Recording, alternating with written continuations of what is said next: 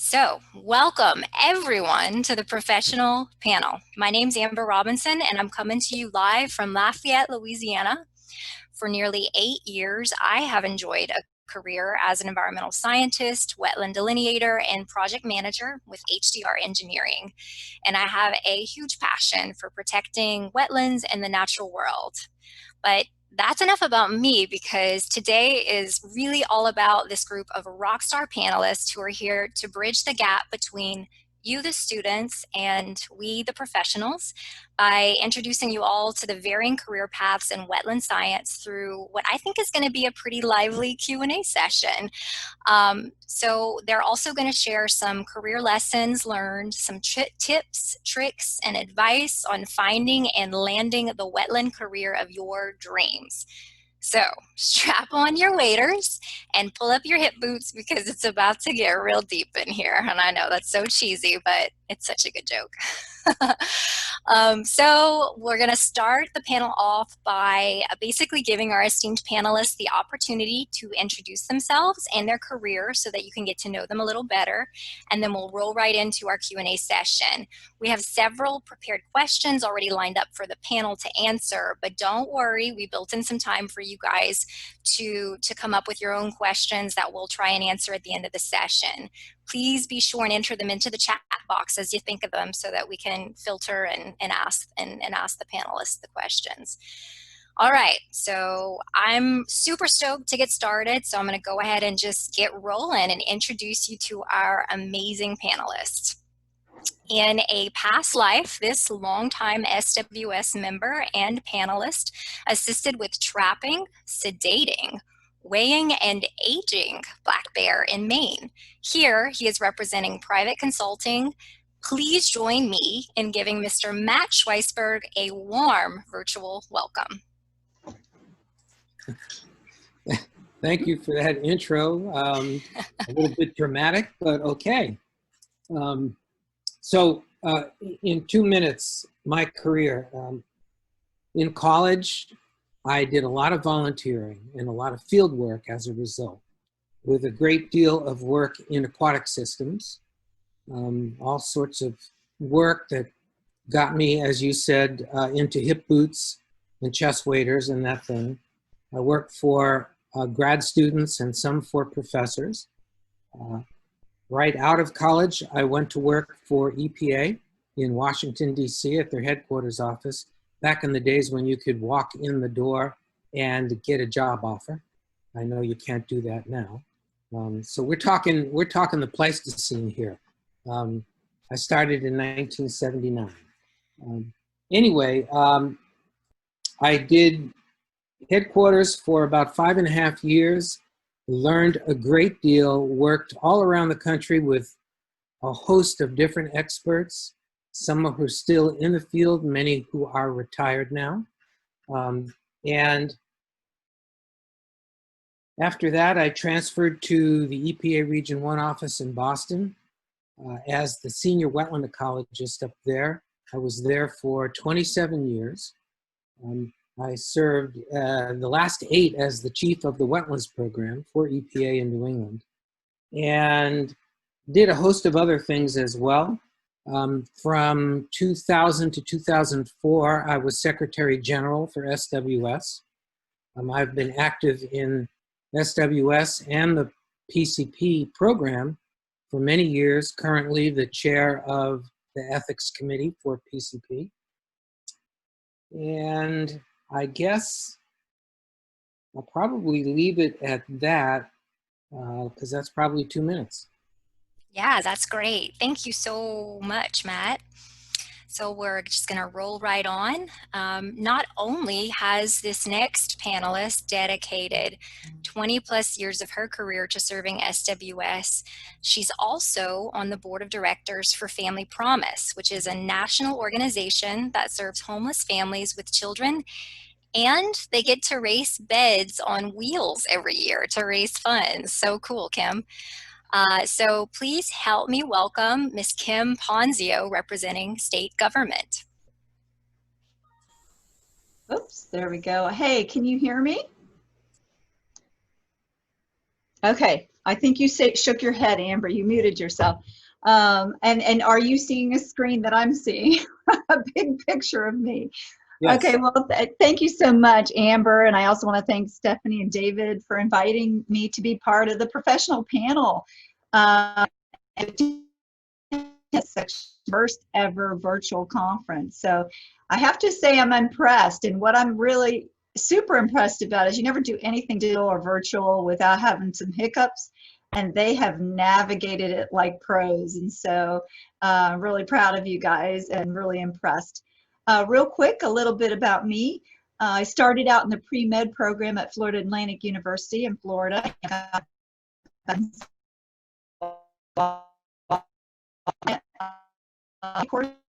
Psychology class with a Dr. Marsh, believe it or not, and it changed the direction of my career. I got a job in the Florida Everglades, and after 2 years, I secured a job at the St. Johns River Water Management District, a little further north, and went back to school at the University of Florida part-time to get my master's degree in wetlands ecology. And I must have loved working there for the state agency because I'm still there and I've been enjoying my job there for over 30 years. I know it's so hard to believe when I say that. But what I really want to tell you about is my professional home. And I don't think you're going to be surprised when I say that my society, and you have to decide what yours is, but mine is the Society of Wetland Scientists. I've been a member since I was a student in 1989. So I guess I post-date Matt in his 1970s date there. And I was certified as a professional wetland scientist in 1995. And a coworker convinced me to run for president of the South Atlantic chapter. And I've been in SWS leadership and even served as the president in 2015 and 2016. And currently, I've been elected, and I'm so happy to be serving as the president of the SWS Professional Certification Program. And I just started serving in that role just as of 10 a.m. this morning. So I'm really excited to be working and collaborating with a great team of people. And what I really want to do is encourage all of you to get involved in a professional society, whether it be SWS or not, but I think you should pick SWS. And the more you're involved in that community and on the committees and the boards and even maybe in executive leadership, it really will enrich your life. And I have to say that working collaboratively with my fellow wetland scientists in SWS and SWS PCP has really enabled me to enhance my professional life beyond what I ever imagined. And I have really made lifelong friends along the way. And so I really look forward, again, I want to thank you for inviting me here, and I look forward to chatting with all of you during this evening's session. Great, thanks, Kim. So moving on along. Our next panelist was a landscape architect in a previous life. He is responsible for creating the SWS Wetlands of Distinction Initiative and currently is the co-chair of the SWS Wetlands of Distinction Committee. He enjoys mentoring students of all ages because he understands that young people have the energy and creativity to protect and restore our wetlands well into the future. Another representative of state government, please join me in virtually welcoming Mr. Bill Morgante. Hi, everyone. So you didn't mention my fun fact, and that was that I must have missed it. I'm sorry. I was part way back of a roller gymnastics team, and actually the team was entered into the Guinness Book of World Records. That's awesome. I'm so sorry I missed that. Oh, That's okay. man. So glad you're telling people now, though. So as was just mentioned, before my career as a wetland scientist, I did have a first career as a landscape architect for a dozen years. And, you know, I'll be honest, through some soul searching at that time and some mentors, I really realized that I was passionate about wetlands. So I returned to college, got a master's in plant and soil science, and my aim there was really to merge the landscape architect design skills with wetland science. And my aim was to really be able to move forward and carry out wetland creation projects. So as I began to work as a wetland science consultant, I really found that many of the wetland delineations I performed, they really helped deepen my knowledge of wetland plants, soils, and ecosystems, and really provided me with a great toolbox for reference wetlands. And this experience in the field, combined with the wetland science study I had done, really helped the success of the handful of wetland creation projects I worked on. My most memorable creation project included a tidal creation project with a Phragmites contaminated soil, which actually for many years caused tremendous anguish to me, but did actually lead to a lot of creative brainstorming with a lot of my wetland science colleagues. And another more successful one utilized a delayed hydrology approach where wetland trees and shrubs were established for 2 growing seasons before the hydrology was introduced. So for me, after 18 years in private consulting, I moved to Maryland State Government, where I've worked for 6 years. And that's really allowed me to kind of move in a new direction, really helping to shape wetland policy in the state of Maryland, and really increasing the public's understanding of wetlands through my blog. And most, maybe nearest to my heart, really helping to incentivize living shoreline design over traditional shoreline hardening. I've also, like Kim and others, have really enjoyed and been honored to have leadership roles within the Society of Wetland Scientists. I know, as was just mentioned, first for me many years ago with Education Outreach Committee, and more recently with the Wetlands of Distinction Initiative.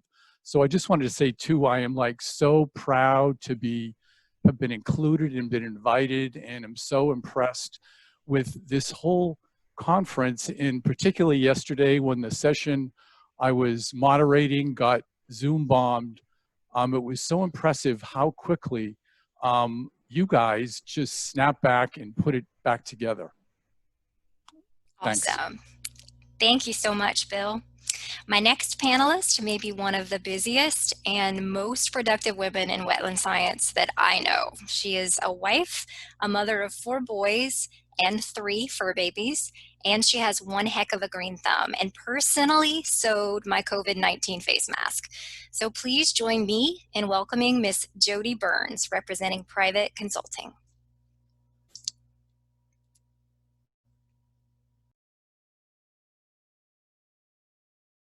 You're on mute, Jody.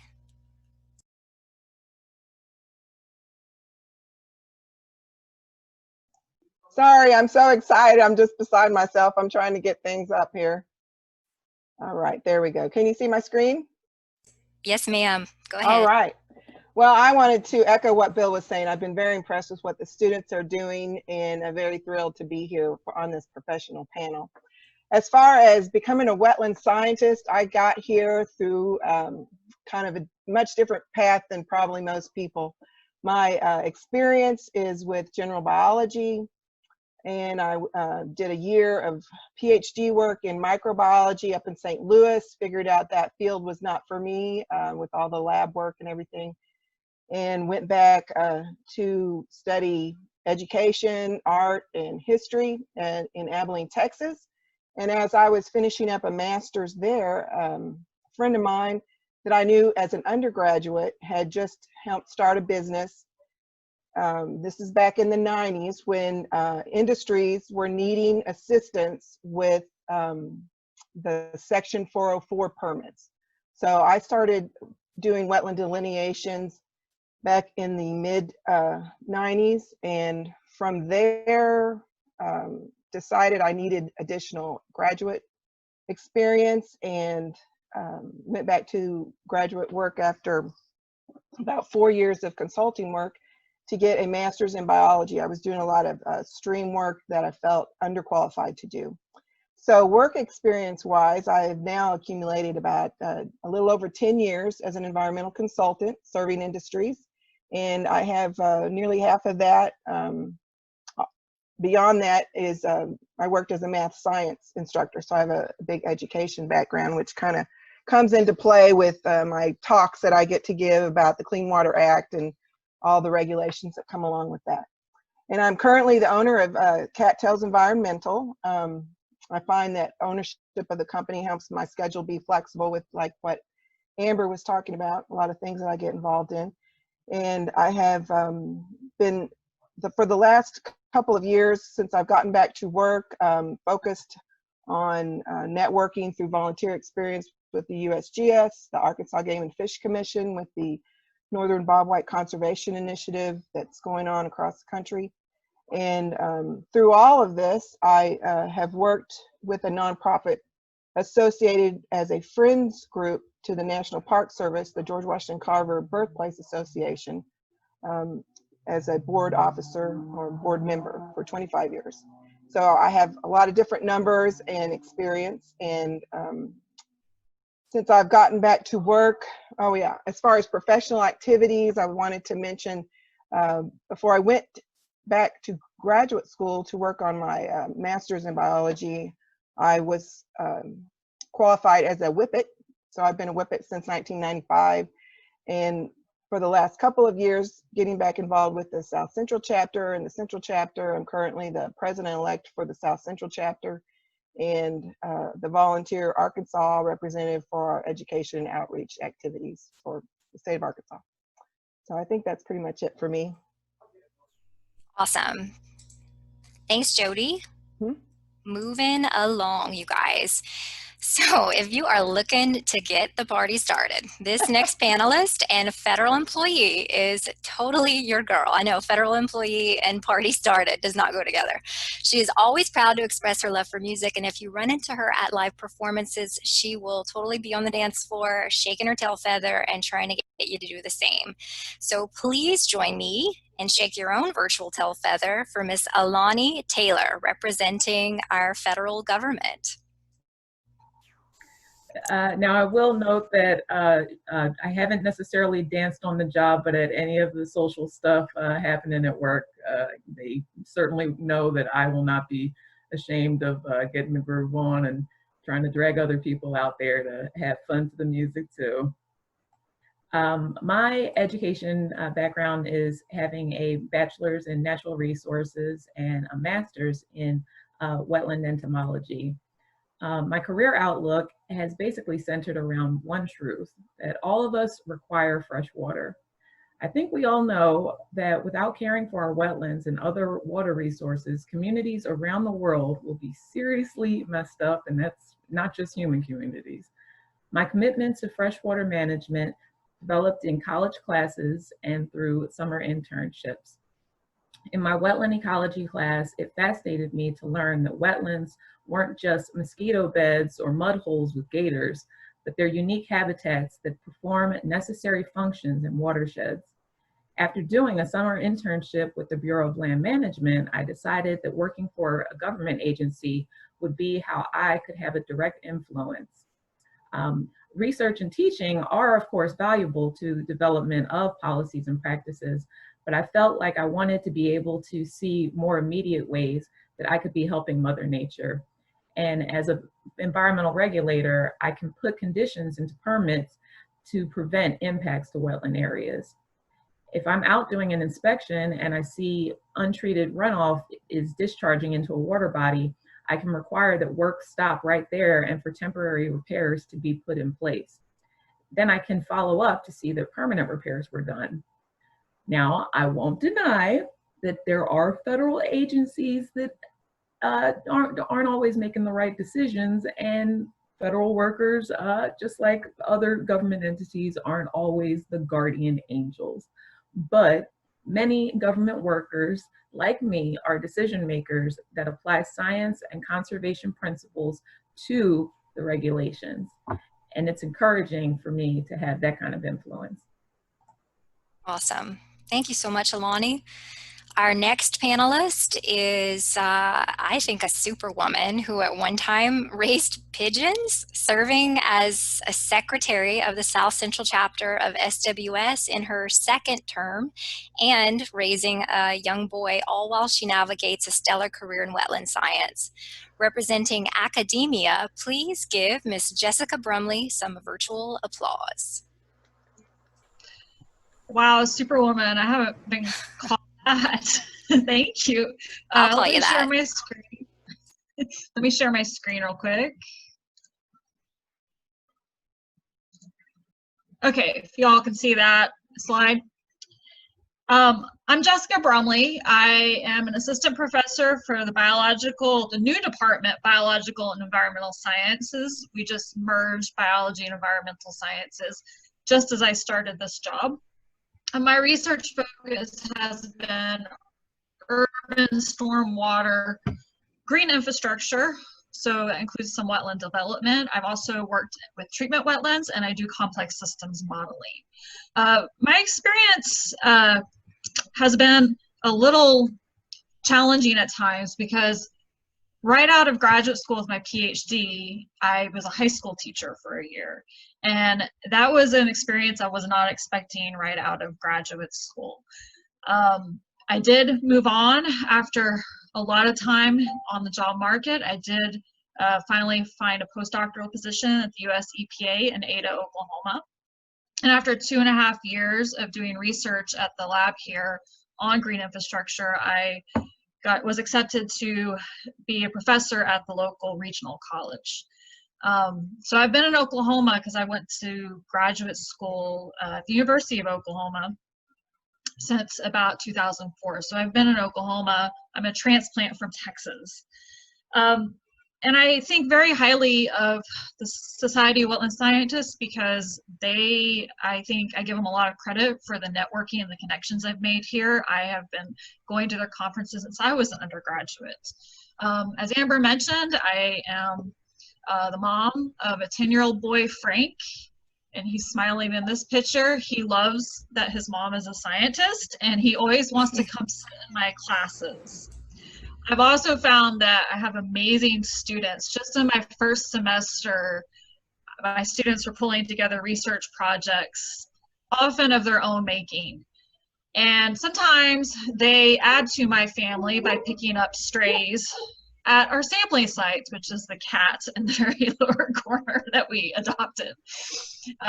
So that's what I've been doing, and I hope I can provide useful information. And thank you. Thanks, Jess. All right, we were not sure if our final panelist was going to be able to join us today, just because he lives very far away from here.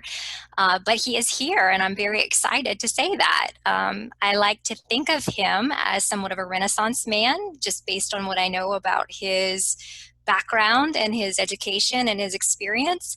A neat fact about him, he was inspired by the birth of his son to quit his 9-to-5 job as a city architect and become an active professional environmental planner. So Sunil Kumar, please share with us all of your outreach and public engagement activities in wetland science.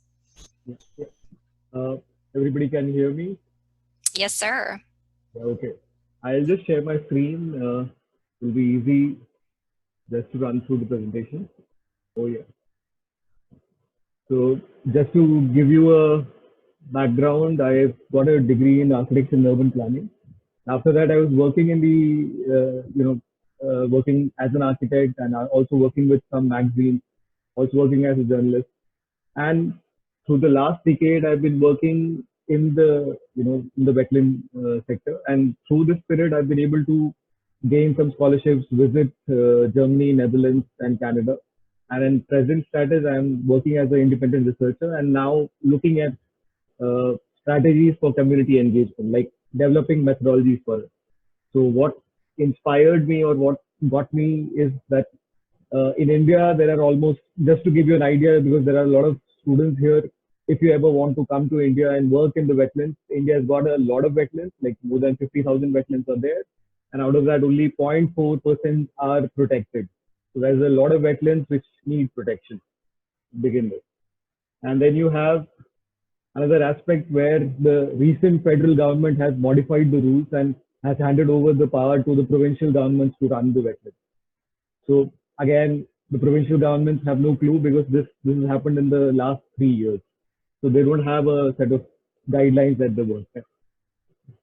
And this is the particular area in which I was working. So this is a very close community, which has got farmers, fishermen, and people who with tourism background. And This is a lot of rivers which are draining through paddy fields. This is like a typical section, this particular area. I'm just giving you an insight of what kind of wetland I was working with and how I was engaging and how I was working in this particular wetland. And the biggest resource or biggest, the enjoyment that I had, I was working with the the people there, the village.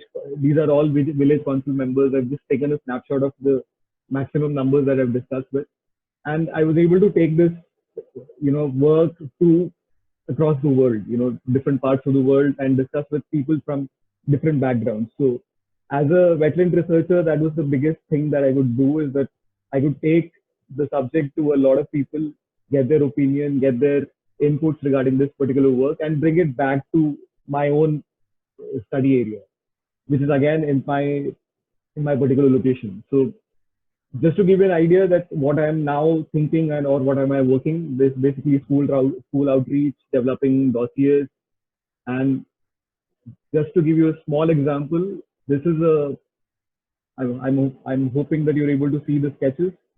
So this is a sketchbook that was developed just to work with the community. These are all techniques and strategies that were being used, and this is just to make them understand in a very simple manner. And now I'm trying to get this converted into a book in their own local language, which is Malayalam. And this is all done in English because this was being discussed across the board with the community members. It was being discussed with experts. So this is one easy way of interacting with people. You had a lot of information which was just now concise. And just to show you, this is the whole document.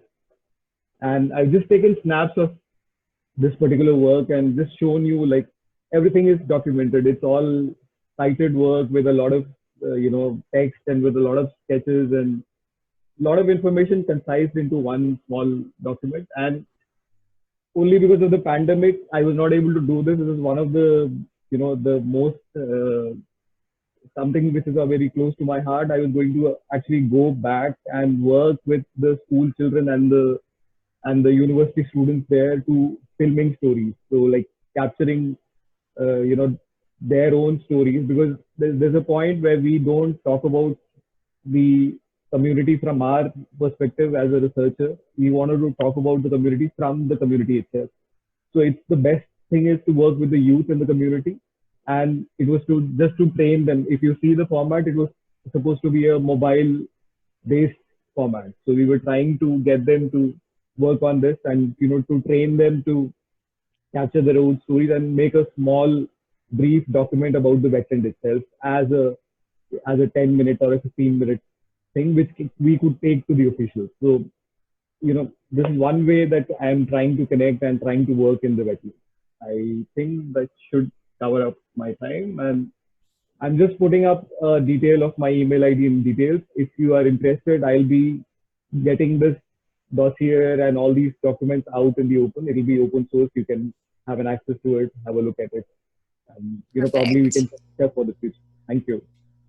Thank you so much, Sunil. We're so glad that you were able to make it and tell us all about the really interesting work you're doing in your country. So we're running slightly behind schedule, but that's okay. We're just gonna jump right into Q&A. So I had a quick icebreaker question and I still want to do it. So I'll go ahead and you guys just quickly, what is the coolest thing that you get to do in your job as a wetland scientist? I'll start with Kim.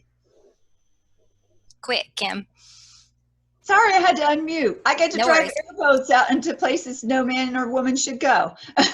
Awesome. Matt, what about you? Coolest thing you get to do in your job? Mute. Okay, I'm unmuted. Coolest thing. Everything. Everything. You entice people. What do you want? What do they want? Why would they want to choose your job? Because you get to be out in the middle of nowhere and see incredible places, wetlands and other places. You get to meet amazing people, some of which are on this panel and probably tuned into all this. And every day is different Perfect. and interesting. So it's everything. Perfect. Jody, you're up.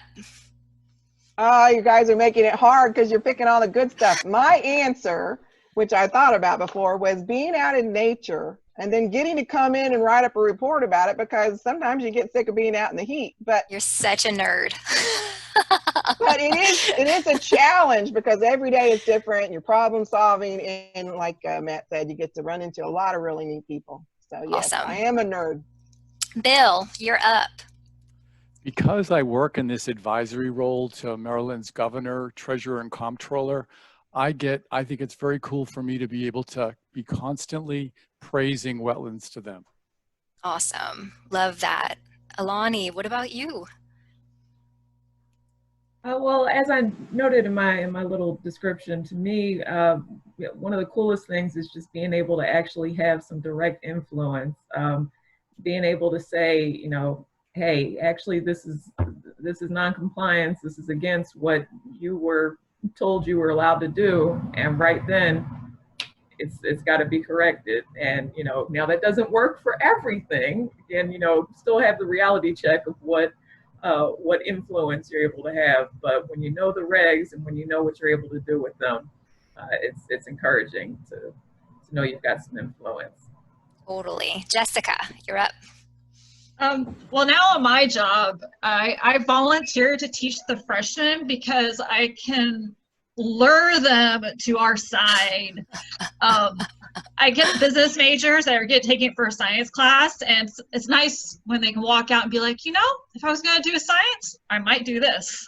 Perfect. Sunil, I think you may have mentioned at the end of your video, but why don't you just quick, what is the coolest thing about your job? The coolest thing is that I can get to interact with a lot of people and actually connect to different worlds.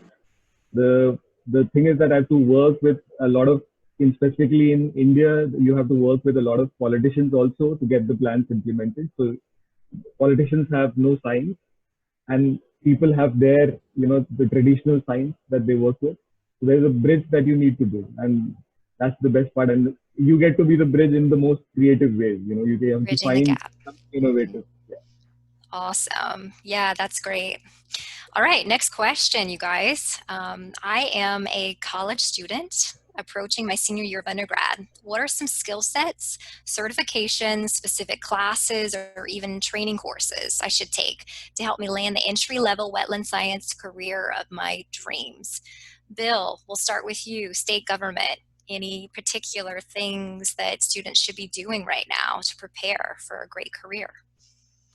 I think, for state government, it might depend on the job, but for instance, if it were a position with maybe Maryland Department of the Environment, maybe reviewing tidal wetland permits, or even for Department of Natural Resources, maybe if there were a position for kind of living shoreline design projects, more than specific certifications, beyond obviously the college degree in environmental science or something related, I really think that the entry-level person, if they can have demonstrated some passion and commitment for environmental science or wetland science, and probably the clearest way that would happen is through, what their summer experiences were, through some kind of internships really before, so paid or unpaid. I just think this really shows a commitment, this shows motivation, and I think those are really key. Also, if you can demonstrate somehow that your writing skills, that you have at least decent writing skills, I think that's good. I'm just going to mention, I realize I'm state kind of employee, but private consultants, if anybody happened to have seen yesterday's opportunity fair, I'd mentioned that I had been in touch with two friends who actually manage in private consulting, and they had really shared how in this market, really like consideration of internships, but even unpaid ones, is really worth at least considering at this point. Absolutely. Internships can land you a full-time job for sure if they like you. So that's a really great point. Matt, if you have anything to add, I know you're coming from the consulting world. I am, yes. I would underscore the volunteering and the internships. however you could do that, whether you have to go, whether it's in your university or you have to go to another university and seek some opportunities with graduate programs there. It's rare that anybody turns down free help, if you will. The other thing, as I think it was Bill that just said, writing and speaking skills, communication, has to be top notch. Totally. So many people, I mean, when I worked for EPA and I managed a number of people, it's surprising how many people don't write well and have a hard time communicating clearly and concisely. And so if you can hone those skills, so much the better. Yeah, totally. Communication, writing, technical writing, I think those are all really important. Alani, do you have anything to add coming from the core? You guys looking for anything in particular when you're hiring folks? Well, I think it's worth saying, take your classes seriously, particularly your senior year. During that actual academic year, it's perfectly fine to focus on your classes. Don't feel like you need to be doing some other volunteer thing. Don't feel like you need to be, unless you need to be having a work study position in order to pay for things. Finish out your classes right. Be able to show that you, not only did you take the classes that were relevant to whatever your interests were, but show that you actually succeeded at them. If you've decided that ecology is a career path that you want to be on, and specifically wetland ecology, you don't just want to be able to show, oh, I took field biology and then you only got a C on it. Take it seriously. Put the focus in on making sure you can successfully say, look, I took a hydrology course and I didn't just pass it. I actually got, you know, a B or an A. If it's your senior year, it's worth taking that seriously. I absolutely echo the value of summer internships, particularly since you've just graduated. You're not going to be able to say you've got years of experience doing this, years of experience doing that, but those summer internships if they're good experiences, you will keep them on your resume for a long time. Definitely. Thank you so much for your input. We're going to move on to the next question. Clearly, there are several different paths a recent graduate could take after obtaining an undergraduate degree. Is it better to jump right into working, or will grad school be a differentiator when looking for an entry-level position in wetland science? Why or why not? And I'll start with Jessica. She's in academia. What do you think, Jessica? So I think it really depends on your goals. If you, from my experience, if you are wanting to go into private consulting, getting some of that experience, and the consultants could probably help you with this, getting some experience is probably going to help you a whole lot. If you're going for a PhD, that I want to be just frank, it can actually hurt you a little bit in the private industry. They're very hesitant to hire someone with a PhD because they think you're going to move on to something else much quicker. So that's something to really consider. Really, what I would advise is go out, do those internships, do those volunteer opportunities to give you an idea of what you want before you try to make that commitment. Because in graduate school is a huge commitment. That's why you really want to consider it. But if you're going into academia, that's probably the obvious decision, obvious. Right? Yeah, so I was trying to see if there was a follow-up to it, but no, there wasn't. So yes, if you're going to definitely go into academia, you know, it's good to go straight into that. But even, you know, some internships and volunteer work can sometimes put you on the path of where your research might go. So I didn't have Jody or Matt listed under this question, but either of you have anything to add or to echo what Jessica might have said about private consulting? I mean, I have a feeling I know the answer, but. Well, go ahead, Matt. Matt. No, go ahead. Go ahead. Well, you can tell by my career path and my slide, I felt like it was necessary to go back and get a master's after starting in this field in the 90s, because the science was getting, there was higher and higher expectations by the agencies, the state agencies to have certifications. I mean, look at Tennessee. You've got your hydrological, I can't remember what it is because I don't work that much in Tennessee, but I remember the first time I went back to a Society of Wetland Scientists chapter meeting over there, and they told me what they were requiring for wetland consultants to do wetland delineations in that field. I was like, well, I got a master's. Now I've got to go get this qualified hydrological, certification, which,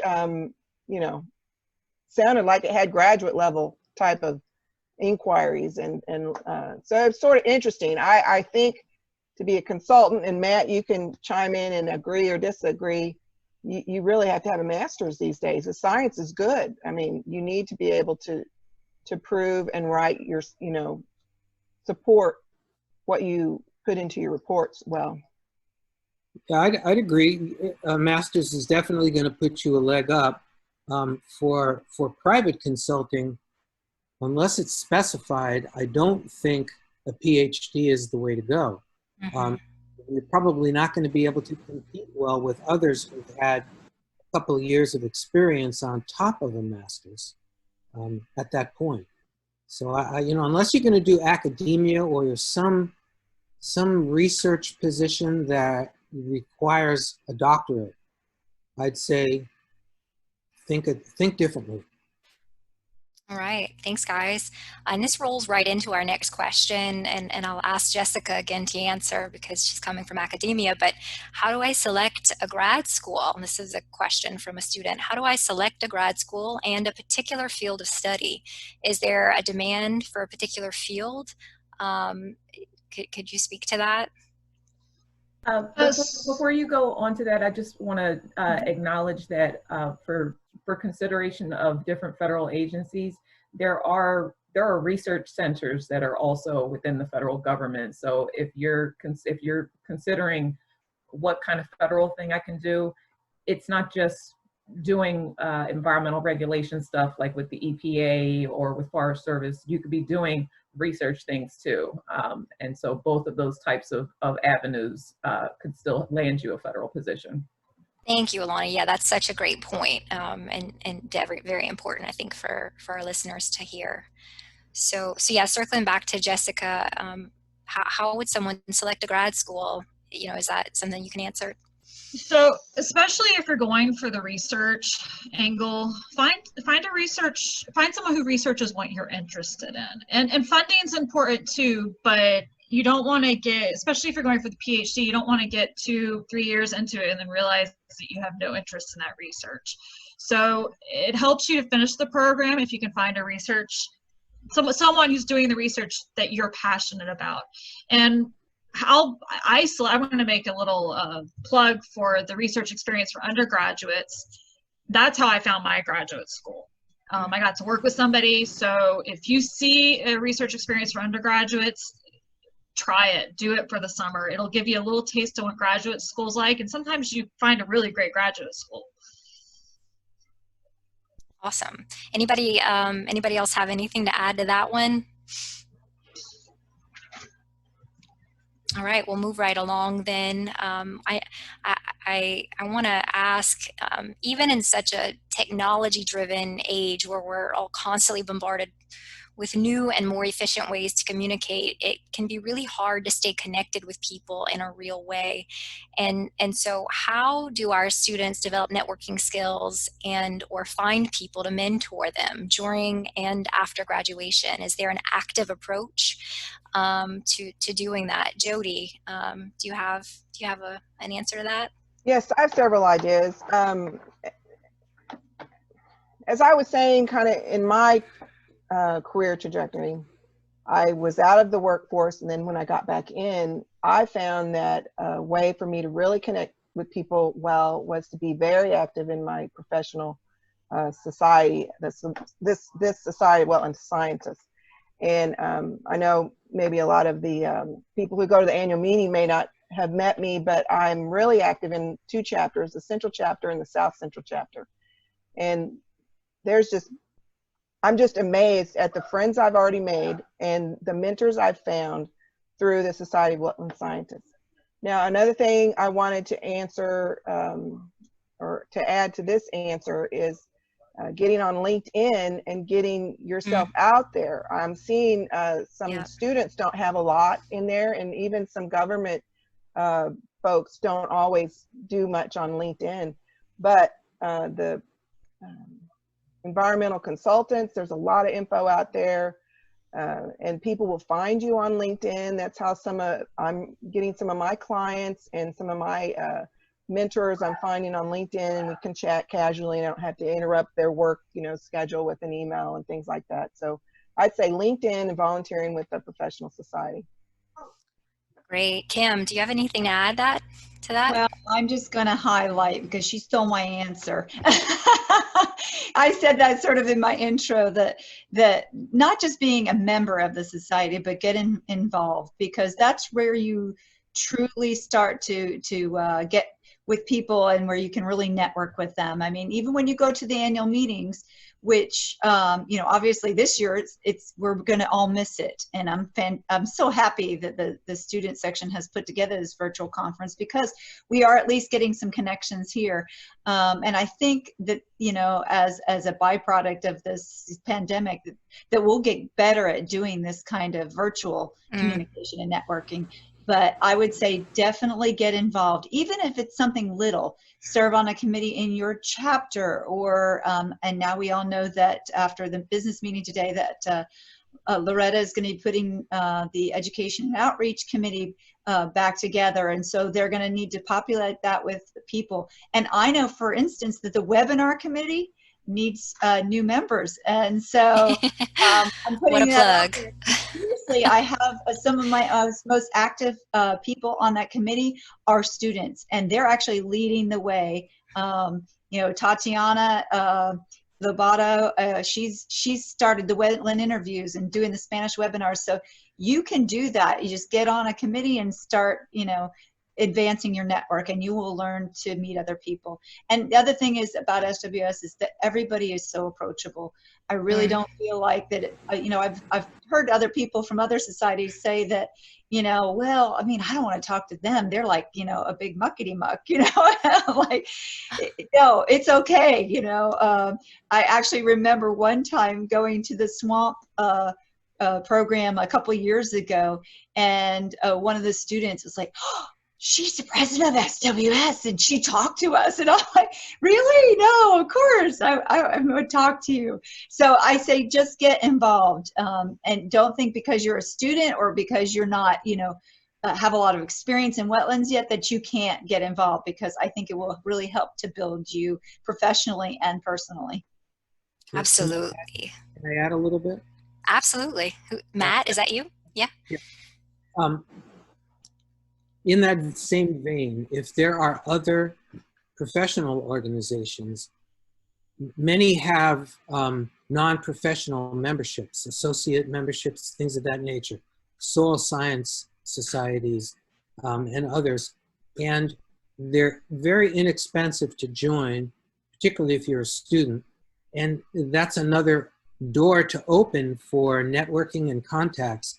I belong to probably 7 other societies, and it's just invaluable in terms of networking and contacts and making all kinds of friends, in not just locally but across the country. Yeah, you can find your people. I think I found my people in SWS for sure. So totally agree. So we'll go ahead and move on to the next question. This was a really important question, I think, to some students, for you guys to clarify the difference between wetland careers in private consulting versus public sector versus nonprofit or government career. And so I'll go ahead and let, I guess, Matt lead off. And if you guys want to, between you, Jessica, and let's go with Bill on this one, Bill and Kim, if you guys want to discuss that. Can you repeat that a little quickly? Yeah, what are the major differences between a career in private consulting versus working in the public sector versus maybe a nonprofit career? I think probably the first thing I'd say is pay. Yeah, that's a good point. and flexibility in your job,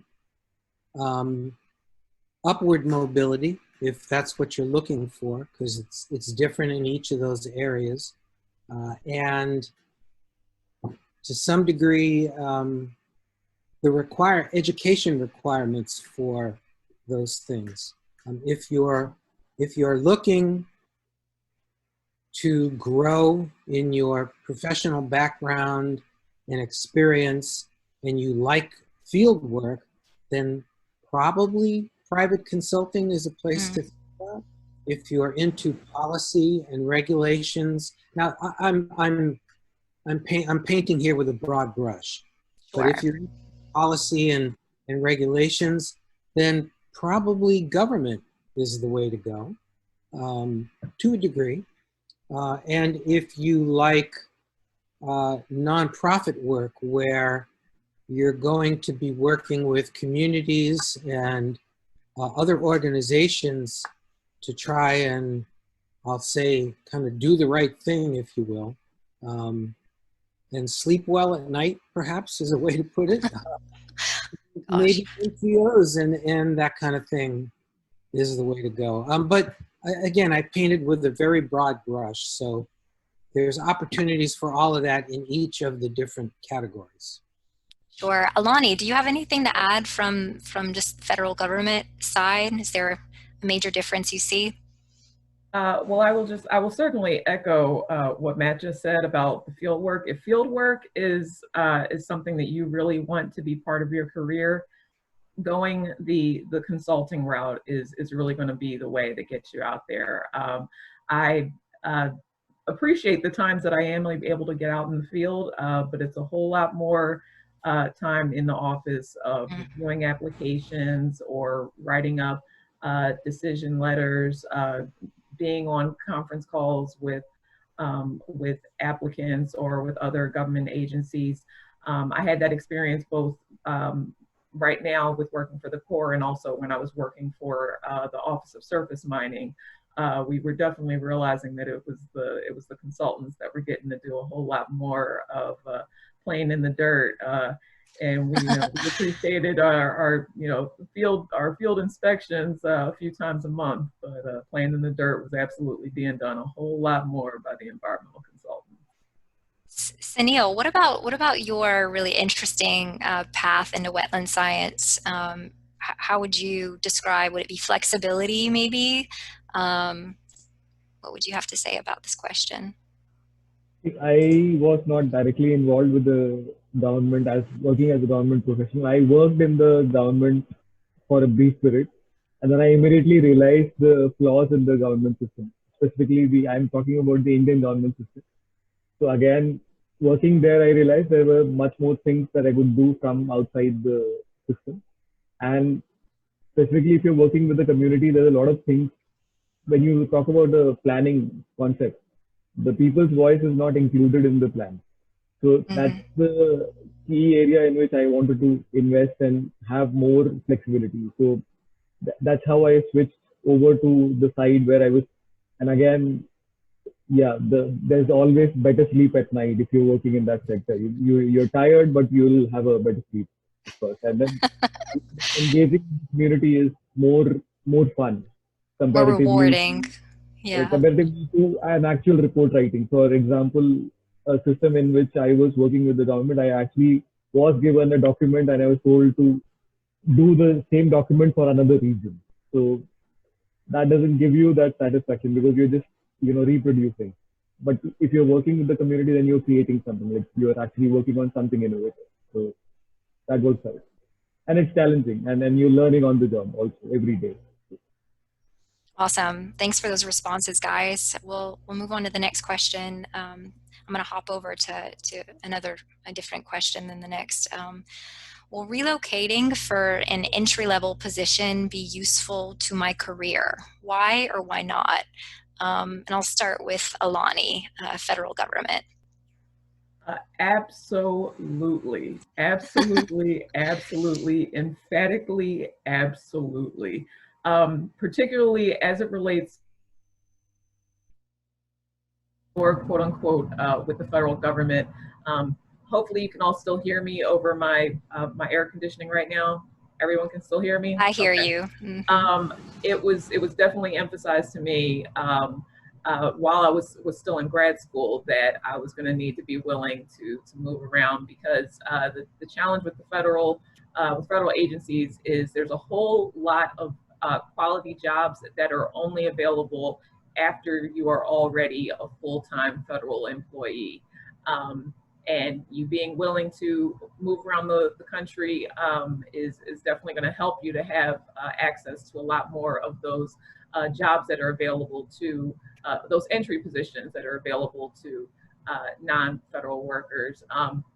I actually got my quote unquote foot in the door with the federal government by having an interview at a career fair for an organization that I've been involved with since grad school, called Minorities in Agriculture, Natural Resources, and Related Sciences. And it was from being there that I got to meet people from a variety of different federal agencies that were there to interview students, whether that was going to be for summer internships or for permanent stuff.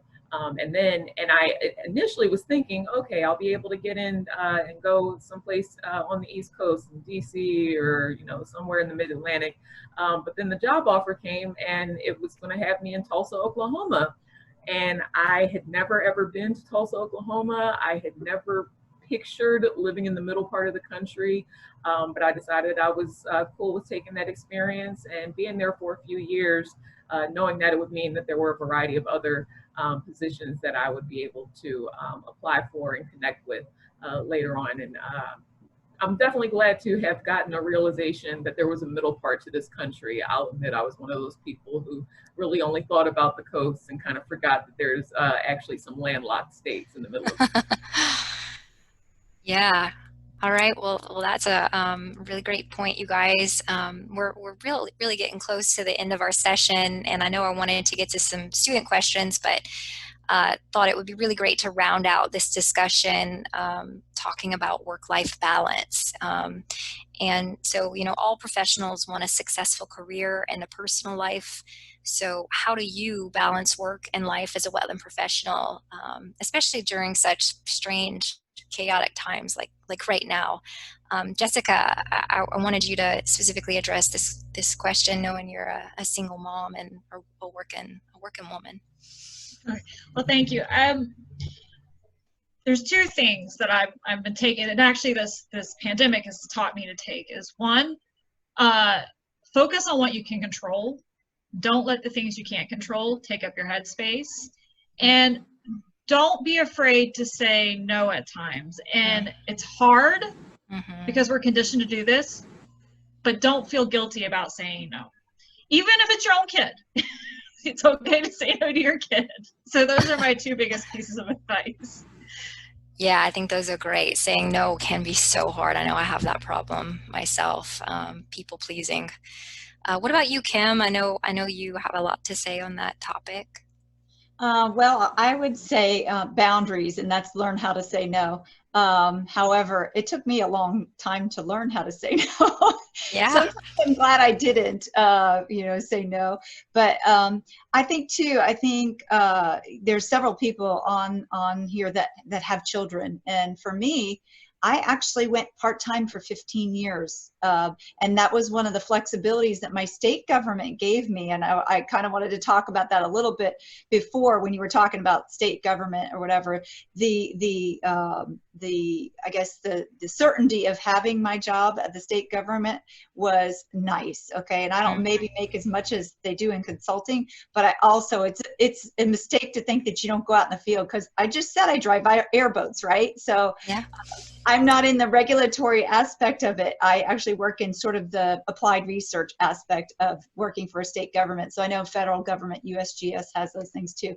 So I think, though, thinking about what you're going to give up you know, to have a family, or to do like Alani said, to move to a new place where you're replacing all your entire friend network.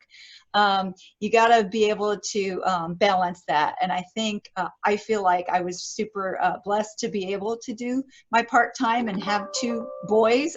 Seems like we all have boys. And and I was really blessed to be able to do that. So, but being able to have those boundaries, but also like I believe Jody said, she has, I think it's Jody or Jessica has a 10-year-old that said that they think, Jessica. yeah, Jessica has a 10-year-old thinks that what mom does is really cool. You know, and kind of try to incorporate your personal life. Now, for the new COVID-19 paradigm that we're in, it's been really hard to be home and separate my personal activities from my work activities. And you really just got to force yourself in both ways. It's not that I was doing all like my laundry while I was supposed to be working kind of thing. It was, you know, I'm working a little bit farther because I don't have to commute today. So I'll work till 6 o'clock instead of 5 o'clock. And so it's okay to do that a little bit, but you need to make sure that you're drawing really good boundaries for yourself when you're doing teleworking or things like that. So that's Totally. nice. Thanks, Kim. Thanks, everyone. So yeah, we're one minute behind. You've all been amazing, and I think you've all shared such great information. I wish we had 3 hours. I don't know. It's just not enough time for sure. But before I close, I wanted to give each of you just a quick bit of time to give a piece of advice to the students as they transition from school to their career. What is one piece of advice you could give them? And we'll start with you, Alani.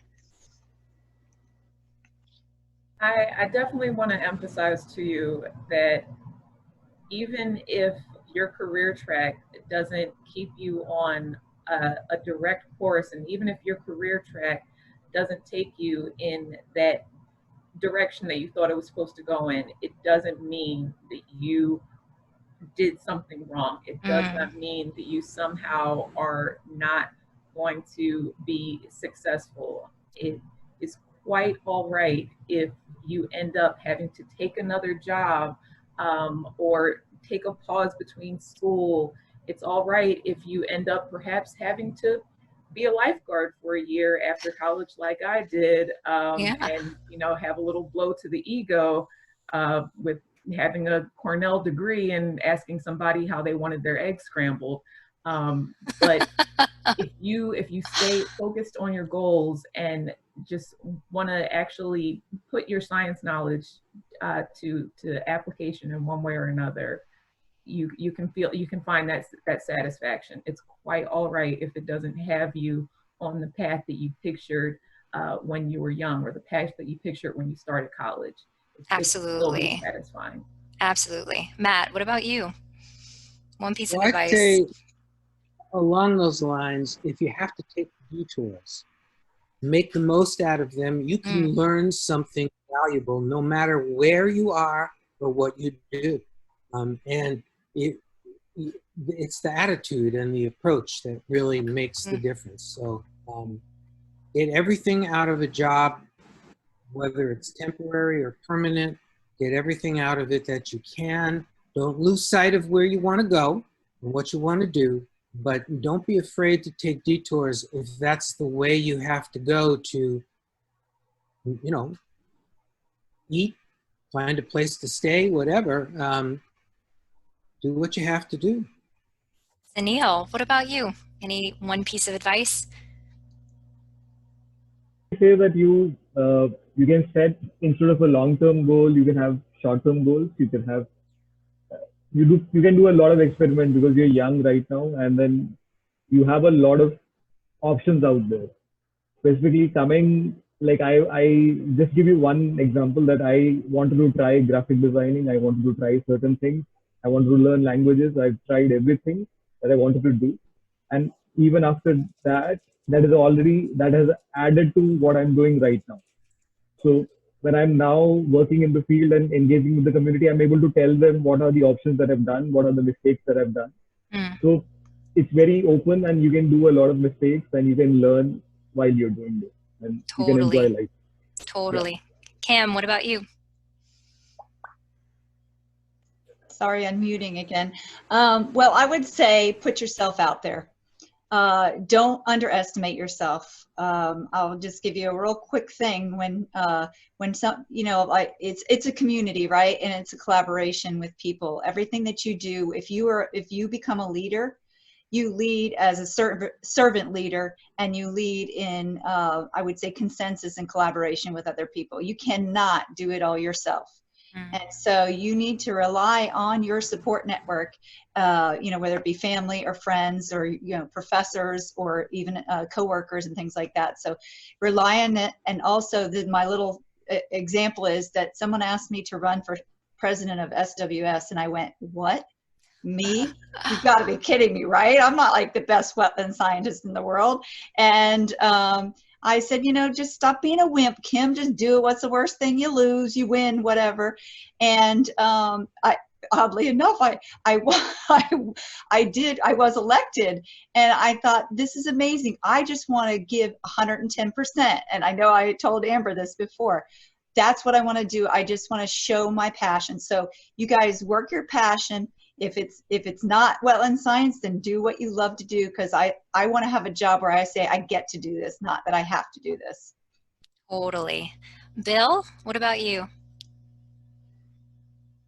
Nothing terribly new that people haven't already said, but I'd say, really persevere, really give 100%, whatever job you do, whether it's a lifeguard, whether I worked at IHOP graveyard, my first job out of college. Yeah. But I think really you give 100%, it's an amazing cause for your future. And I'll support what Kim just mentioned too about, having a network and people who you can talk to and really support you. Awesome. Hey, Jody, what do you think? It's hard to be on the tail end of this. I'm glad I had I'm sorry. Okay, here's my other answer. My first one was like grace. You got to find grace for yourself in your career, but you can't overvalue your school cohorts. My cohorts, the ones I had in graduate school and undergraduate, they're what we got. That they got me in this field, and they got me back in this field when I went back to work.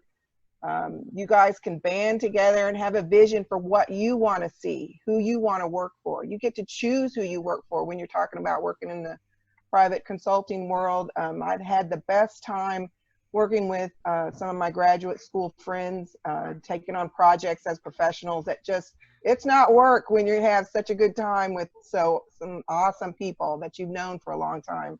It is pure pleasure to work with people that you love. Perfect. Anyway, love that. What about you, Jessica? Last up. Yeah, so I can't emphasize enough is to take, especially when you know you're going to be on the job market, take advantage of those networking opportunities. And just a little story, I'm not encouraging you to be bad, but sometimes you have to be a little bad to go take those opportunities. And I say that because I knew I'd be looking for a job soon. There was a meeting with water people up in Oklahoma City. I knew my boss was going to say no. And so I called in sick. And sure enough, I shook the right person's hand, and I got a phone call a week later, and now I'm at my dream job. Awesome. Oh, that's so cool to hear. I'm not telling people to play hooky, but sometimes you got to. Got to. I consider scientists to be kind of rebels. So yeah, wetland scientists, we're some rebels, I think. Well, listen, you guys, this was so amazing. Again, I feel like we could have spent an entire day talking about all of this really great stuff. I know we had to skip over some questions, but really appreciate all of you. And I hope that all the students listening in gained a lot of perspective. And yeah, thanks so much.